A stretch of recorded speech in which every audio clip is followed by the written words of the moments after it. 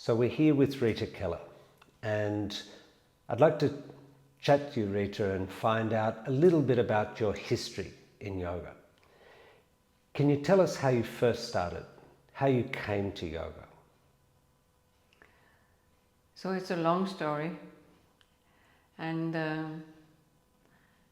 well, I was into diving and also into jumping from springboards, and I did a lot of trampoline work and all this, and I had a severe accident one night, and so I ended with my left leg in a bent position, and I just completely hit that complete leg into a board. So I fell down, of course, into the water. The friends, my colleagues, they somehow rescued me, but it was like, it was forbidden. My parents always, I had to promise, I had to swear I would not do the springboard jumping. And so I always said, oh, I don't do, of course. And then that night, that leg broke with the springboard work. And I was so much in despair. So they said, hospital, hospital. And I said, no hospital. You have to take me somehow home, take my bike, do everything, but bring me home. But by that time, the leg had already doubled the size. And I came home. My mother immediately knew what had happened. She didn't talk to me.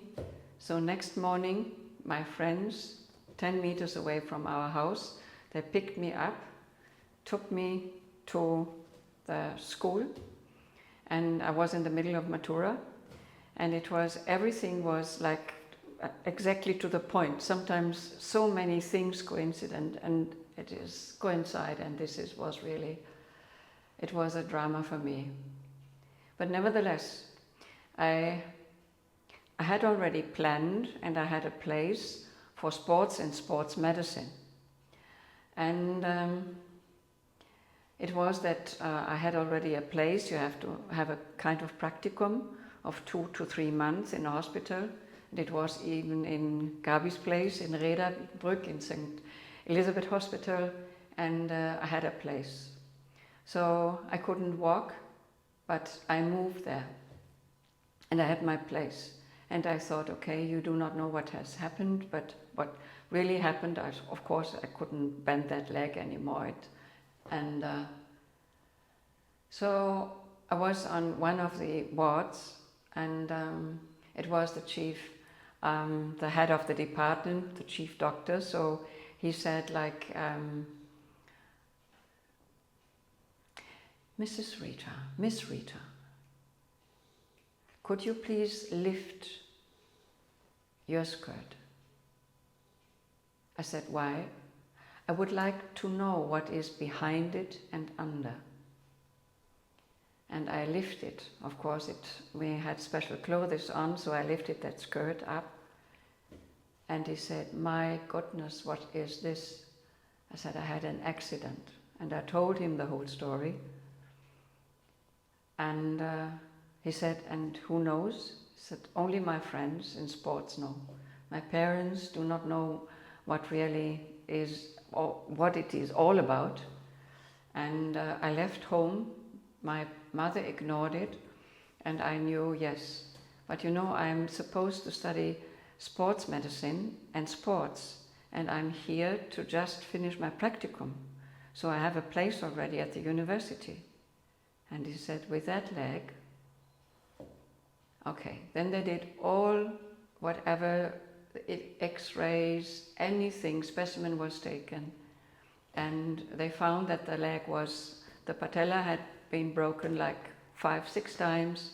The meniscus was just like squeezed. So it was like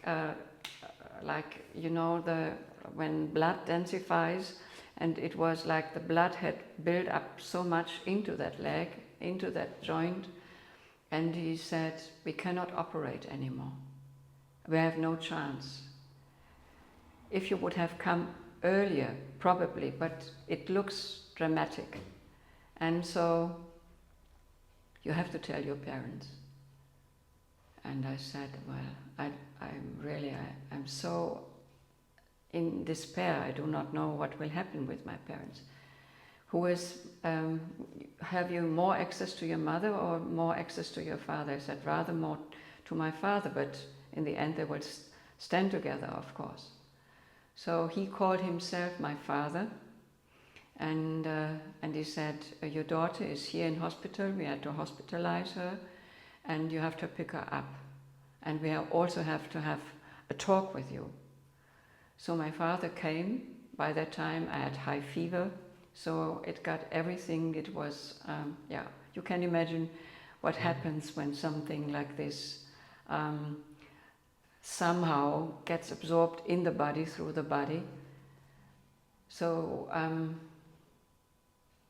my father came and he just looked, he saw, and the chief, the head of the department said, a surgeon, he said, your daughter will not be able to study sports, nor will she be accepted probably for sports medicine even.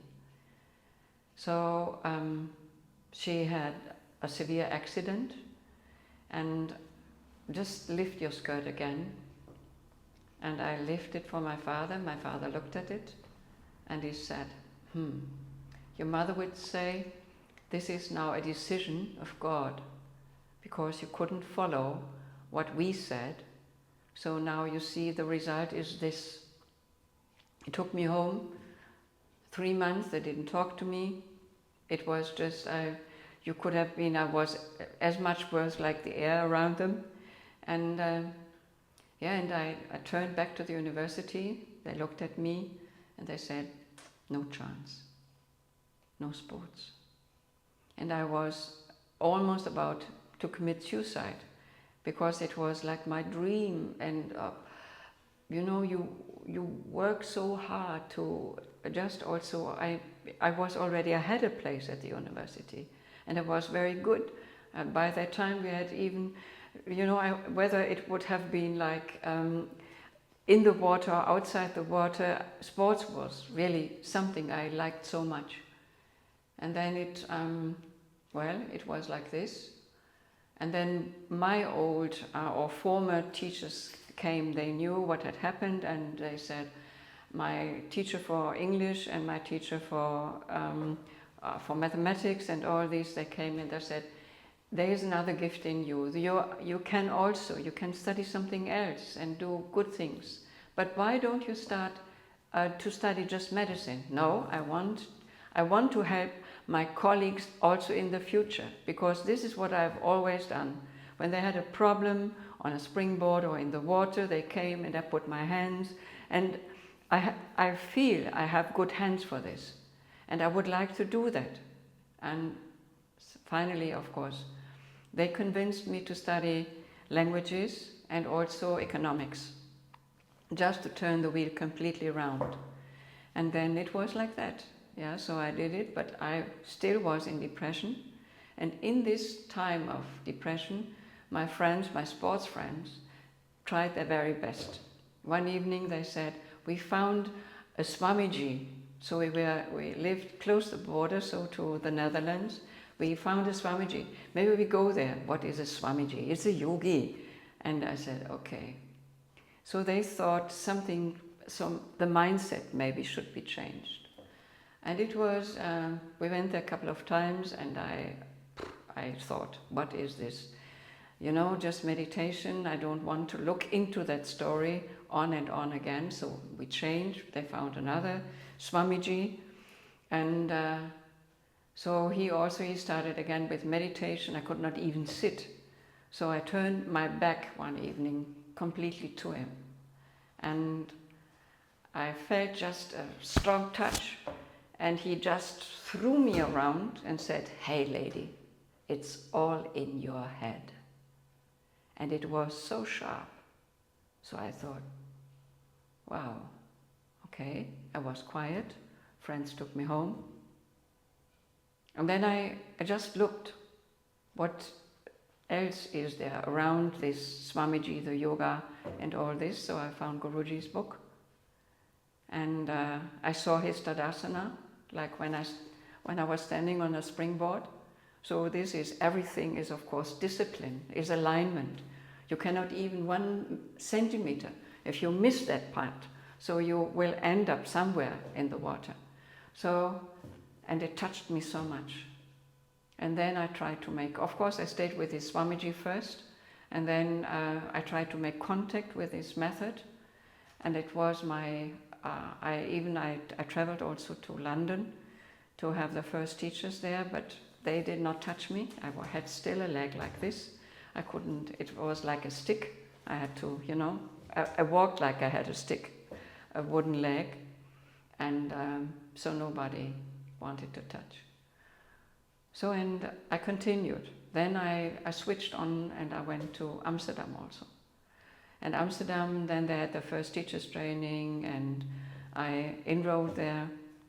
Still, it was difficult for them. But at a certain point, the whole group, we traveled to Pune.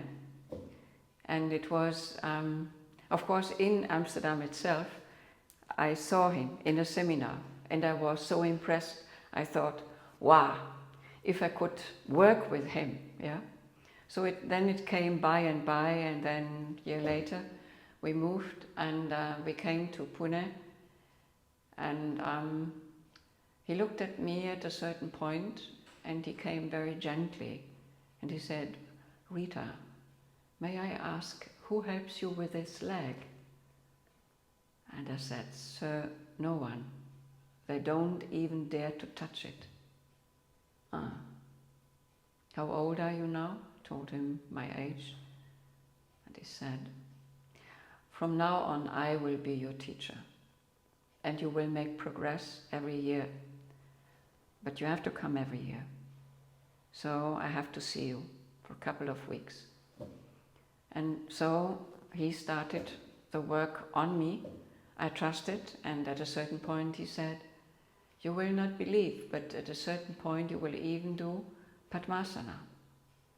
And he built it up again. 2 years, he built up my legs for Padmasana. Of course, I practiced like whatever I could. And it was, again, next time in Pune, and he was standing behind me and he said, oh yes, I see what you have done, this is good. And he took the good leg first into Padmasana, and then he took that leg into Padmasana, and I must have fainted completely. I fell back into his legs, and I just woke up again, and when he said, hey, can you see? Both legs are in Padmasana. Do you have pain? And I said, no, sir. So why do you faint? It's good. Yeah. I said, I was so much in fear. So the pain I have had all the years. And he said, no, it's good. Now you see how much progress you made. And this is the method. And so it was, of course, I became a teacher in this method. And I had learned already so much. I could help others. So this is also my interest for therapeutic work. So many people came later when they had some back problem or so. They said, could you help? You help yourself with this, you can help us. Yeah, so I never thought of becoming a real yoga teacher, especially not in his method. But he continued building it up. At a certain point he said, so build up teachers training in Germany, then also take care of an association, and next time when you come again, bring me good people who also would like to study with me, and then sending me into countries here and there. And I had then my first introductory, and at a certain point I said, sir, but with this leg I will not go further than introductory. And he said, no, you will not go any further.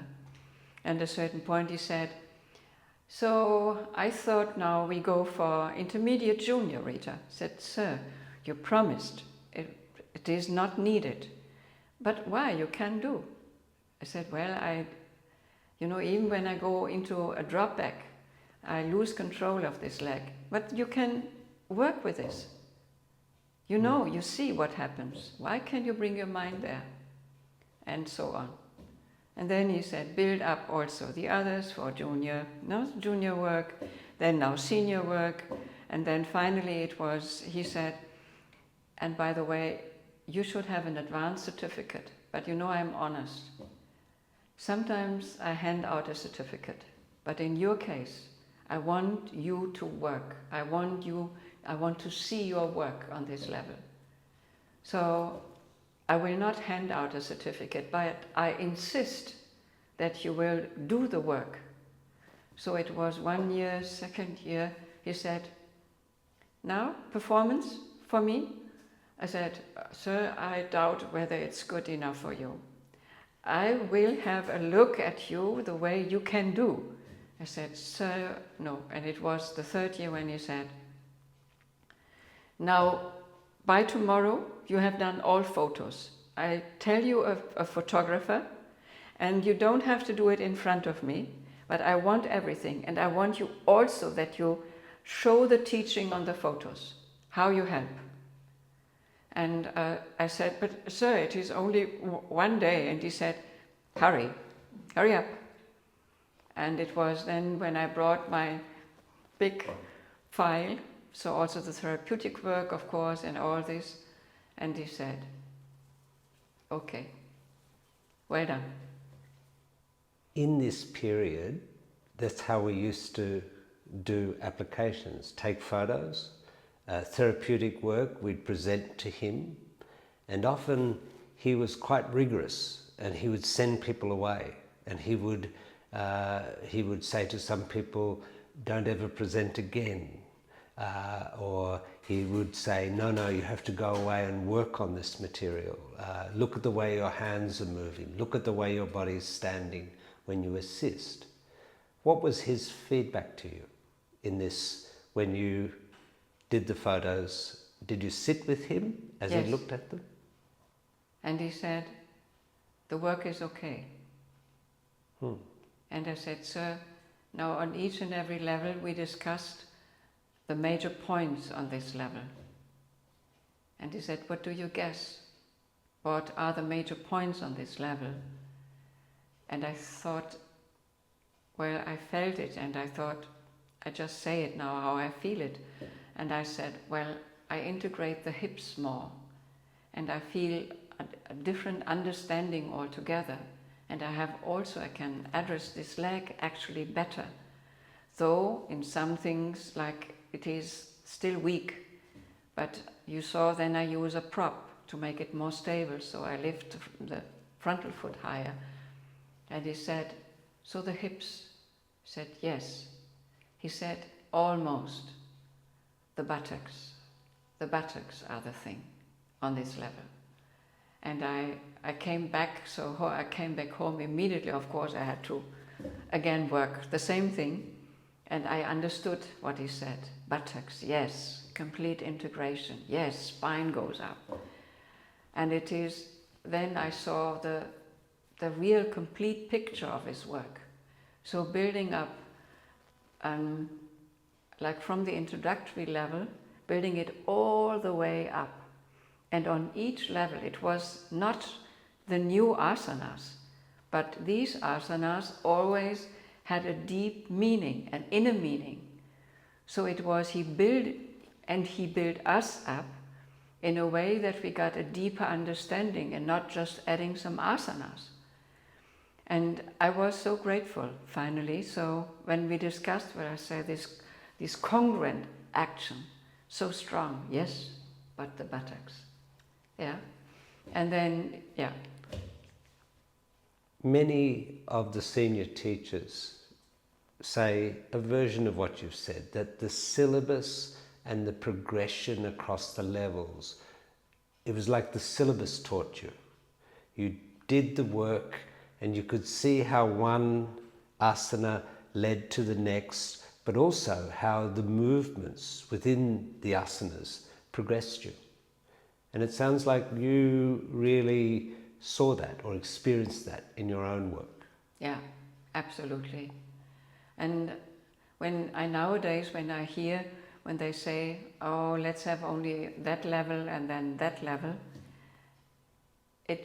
does not pay tribute to the real work or to the deep aspects in this method. So I think this is why it kept me, and whatever Swamijis I met, it was the real work of Bhikkhu Iyengar that really captured me. And later I broke this leg again, I must say. And he said, come immediately. He said, they want to now replace the joint. Come immediately.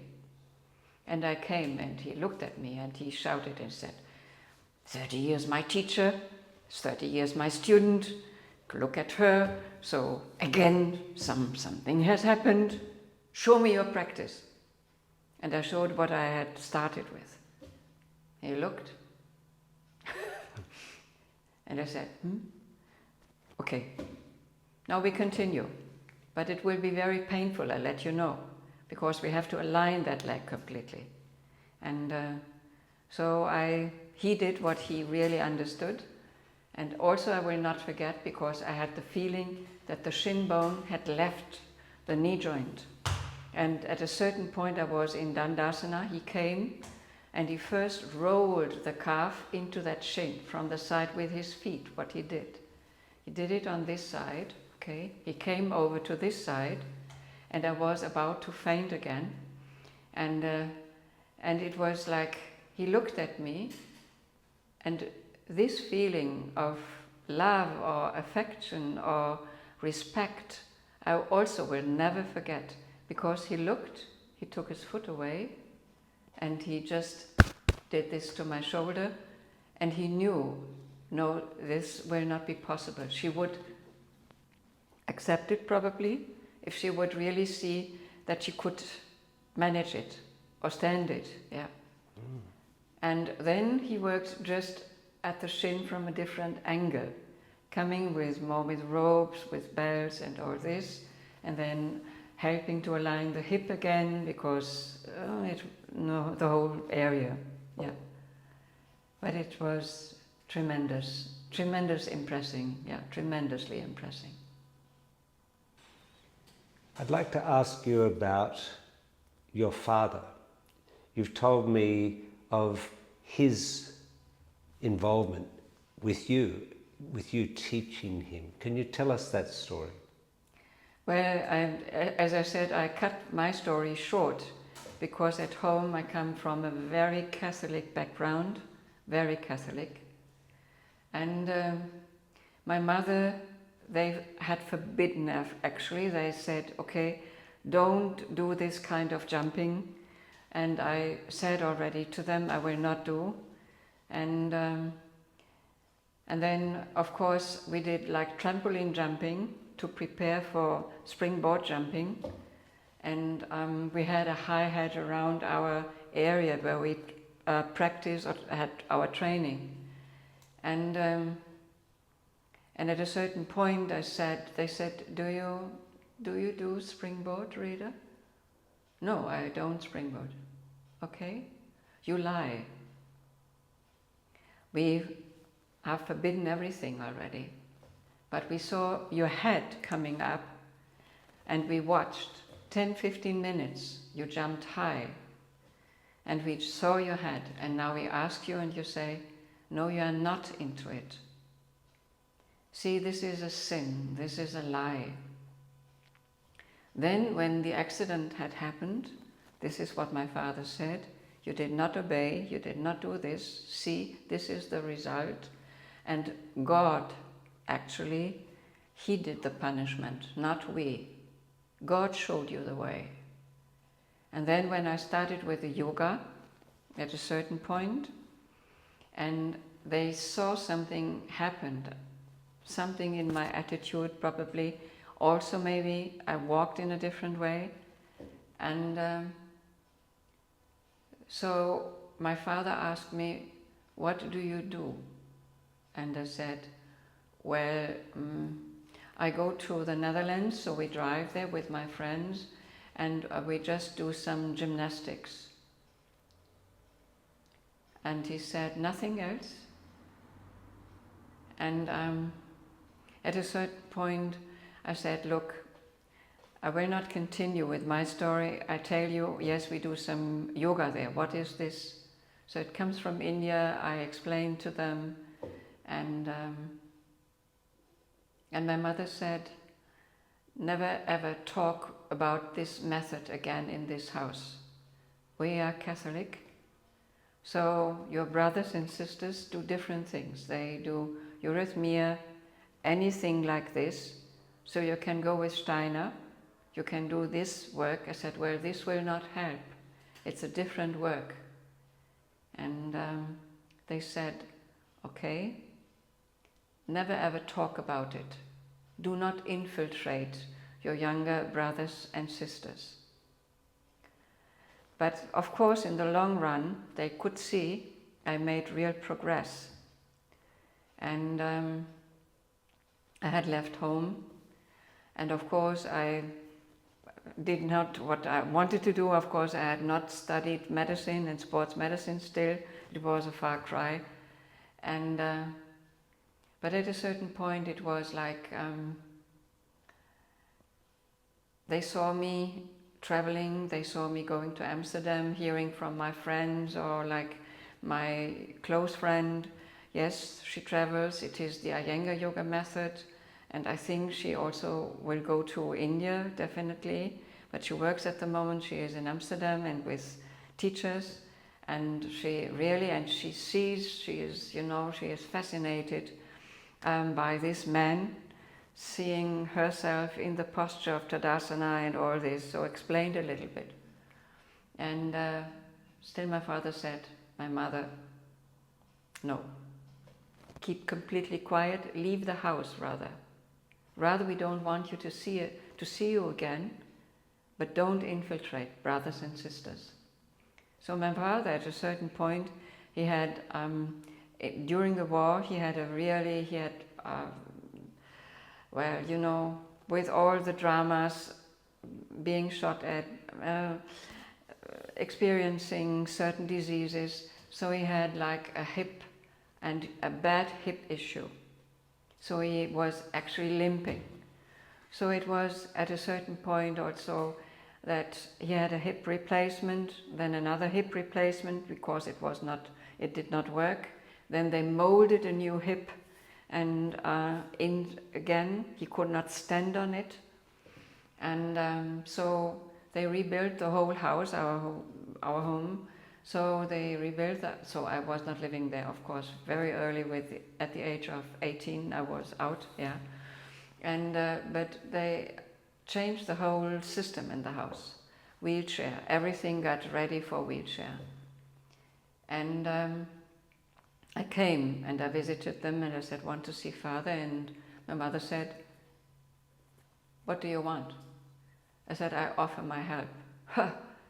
We are not interested in what you can offer. I said, okay. And then I talked to my father.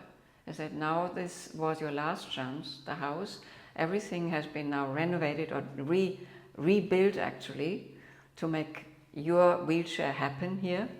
I could help you. And my father said, well, you know, we still discuss Catholic and yogic.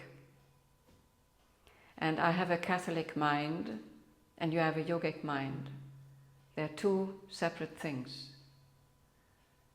And I said, okay, I could help you. But this time, you know, it's enough for me. I will not beg to help you. I offer it. If you think that you will help yourself, or that probably some divine thing will come.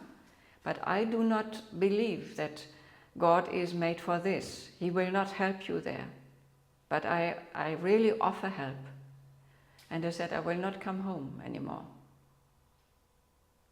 And then I left house, and so it was. After a couple of days, my father gave me a phone call saying, I come. I said, you have to bring Mother. I need an assistant. She will not come. I said, tell her I can only work with you when she will be around and will give you a hand because you cannot stand on one leg. Okay. They came like 8 days later. My mother was like this. She was upset about it. Also, again, Catholic and yogic mind, and you know, of course, this was a sin, what I did. Yeah. And I worked with my father. First 1 hour, 1.5 hours. I realigned, then I worked next day. Third day, my father could walk the first steps. And he said, "Oh, what is this?" I said, "We can do even better, Father." So we continued working. I showed my mother what to do. And so finally we met very often. So just to, that he got back to life actually in this. So he had given up and now he worked. At a certain point he said, "Can you give me some scripts about yoga?" And you know, from his background, he was a Palatine. So he had studied like Greek, Latin, the whole Catholic theology, so philosophy, everything. So he was really, he was very good in his subject. And so my mother, she was shocked. And I said, "Maybe you start with Buddhism, Father. And then we come to yoga, and then we continue." But he said, "Can you show me the book? So with all the photos." I said, "Yes." And then I said, "I see you now when Guruji stands Tadasana. I see you now. I see what you learned, what you rebuilt in yourself." And did your mother ever come to yoga? Yes. Yeah? Yes. She had a back issue. So my father continued practicing. He gave me a phone call one day saying, "I just arrived at Münster Central Station and I walked with my stick to your sister." It was more than 1 kilometer. And he was so happy that he did everything without any help. And my mother at a certain point, she said, "Look, you know, I don't want to name it yoga. Could we talk about gymnastics?" And I said, "What do you want, Mother?" "I have a back issue." I said, "Okay, I can show you 6, 7 asanas." She looked, "Asanas?" I said, "Yeah, asanas. And if you practice them, I promise," yeah, and she had a good body feeling, I promise it will get better." So again, couple of months actually later, she said, "The work really helps. I'm almost enthusiastic about it.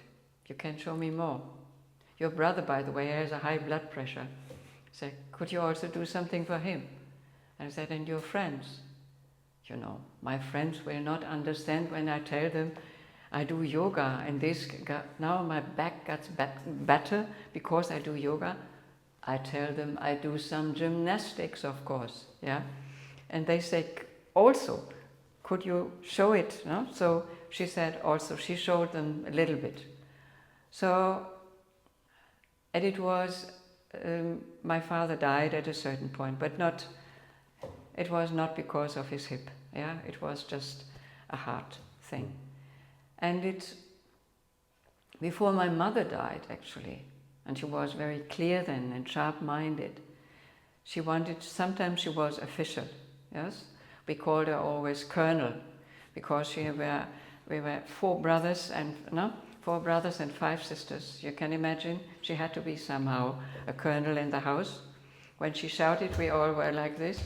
And so she said, "Could you come and visit me?" I said, "Mother, what is the problem? Something has happened?"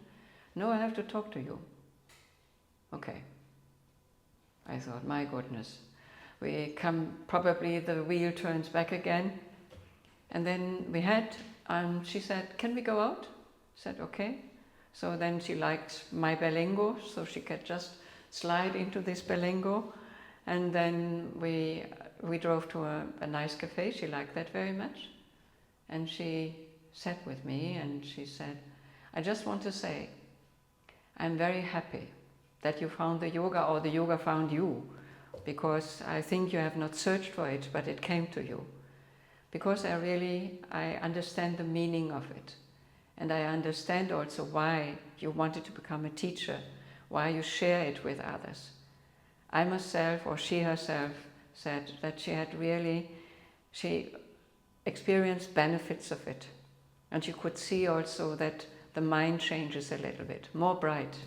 So she says she feels better, mind-wise, when she practices. In recent years, you have been publishing books, writing, consolidating material, and publishing. Now, in this era, post-COVID, where the world has changed in many ways, how do you imagine, do you imagine firstly that you'll stop teaching at some point? Or how do you see the future for you? So for me, myself, so first in the period of COVID, I produced lots of videos for Vimeo, so that, or YouTube, I do not know how many, just to make people, to bring the method into their houses. They could not leave the house.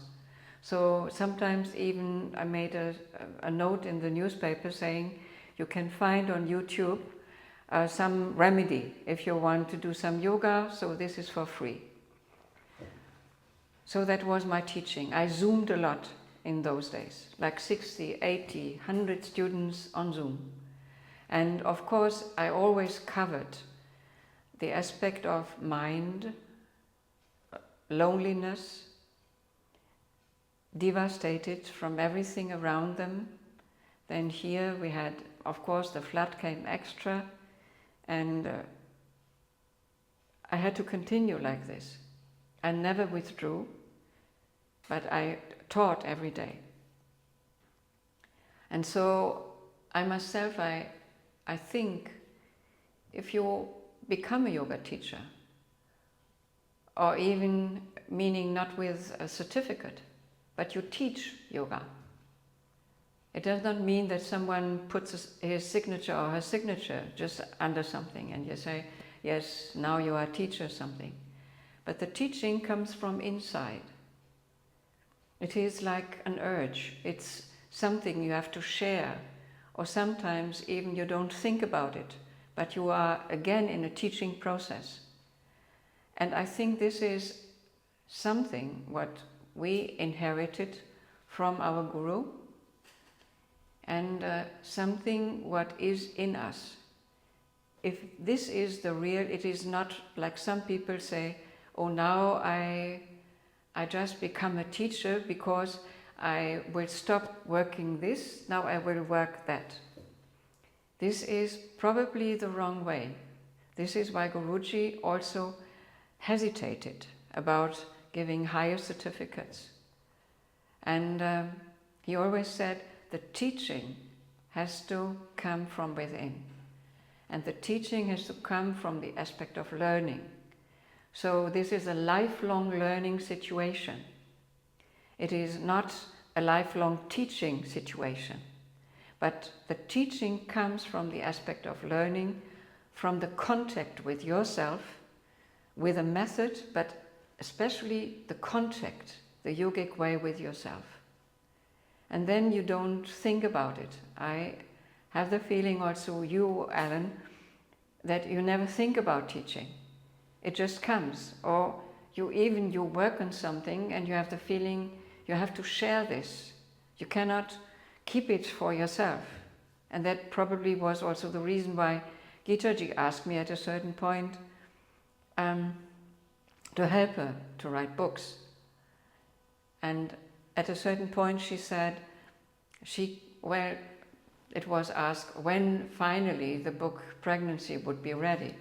And she said, oh, Rita has to share so many things, and then she can't stop, and I will not stop her. So finally it will be ready, I know this.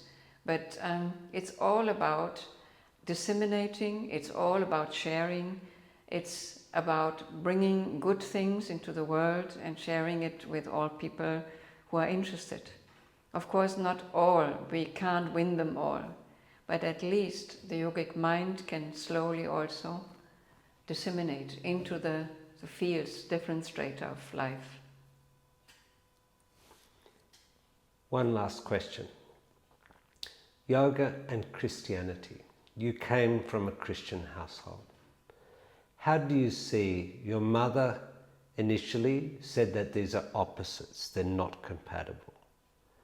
How do you find, how did you find, and how do you find these two things work together, or are they completely separate?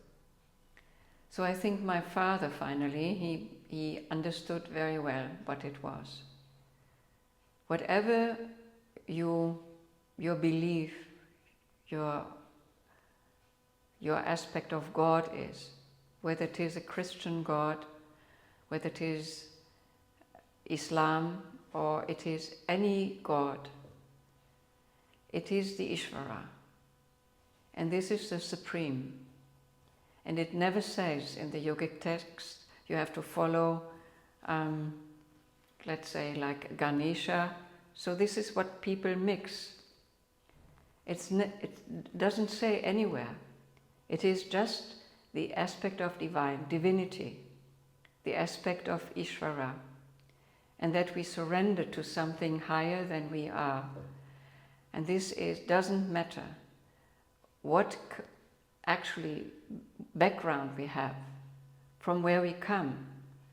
I'm Christian, and I learned, of course, and so many people, like my father learned, he can still believe in Jesus Christ. And he can be convinced, like I'm convinced. What an outstanding person. And for me, he really, like we have the yamas and niyamas, and like the 10 Commandments. And when I first saw, it was like giving Guruji a book, and he said, Rita, you have to mention Moses. You have to write something about the Genesis, because nowhere is it written in a more beautiful way that prana, the essence of everything, prana, God's breath, traveled on the waters.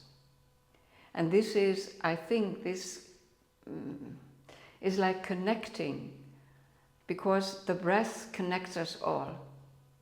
So whether you hate a person or you love a person, it is always prana.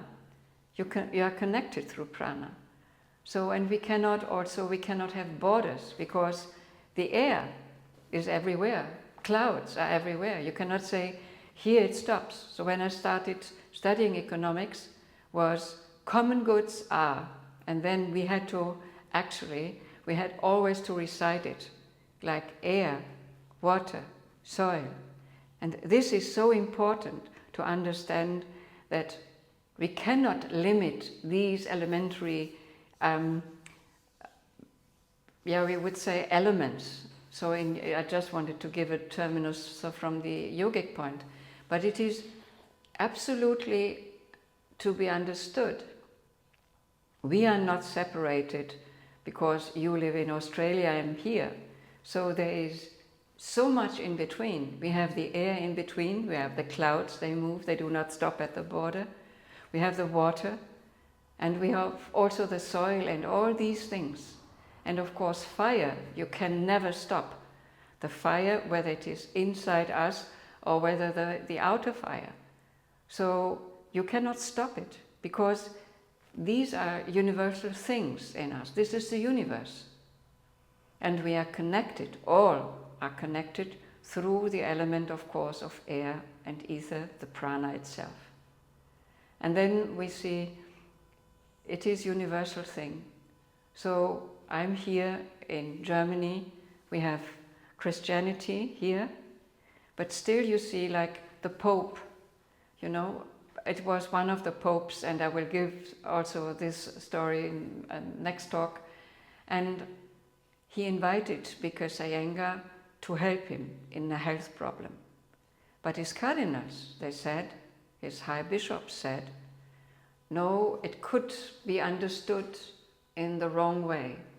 But he said, why? We are connected through all the elements. We are connected through the love for a higher being. What is the problem? And actually, Guruji, he wrote an article about it in his Light on Life and saying, this happened. And for him, he said, there's no difference whether I teach a Muslim, a Sikh, a Hindu, so a Christian, and all, wherever you come from, you are welcome in my house. There is a threshold, yes, but you are allowed to come and just go beyond that, go inside. Because here we are one. Yeah. Thanks for the time, Rita. Thanks for the conversation. And hopefully there'll be many more. Thank you. Yeah.